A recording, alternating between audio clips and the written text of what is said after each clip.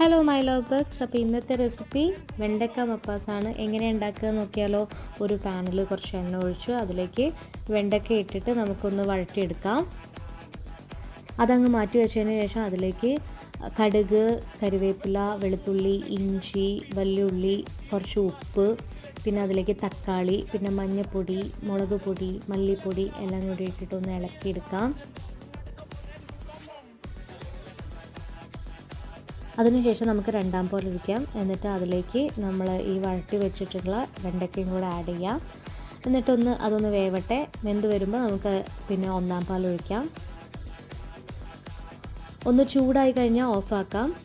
എന്നിട്ട് അതിനുശേഷം ഒരു പാനിൽ കുറച്ച് ഉള്ളി പിന്നെ കരിവേപ്പില ഇട്ടൊന്ന് വഴറ്റിയിട്ട് നമുക്ക് അതും കൂടെ ആഡ് ചെയ്ത് കൊടുക്കാം. അപ്പോൾ നമ്മുടെ വെണ്ടയ്ക്ക മപ്പാസ് റെഡിയായി.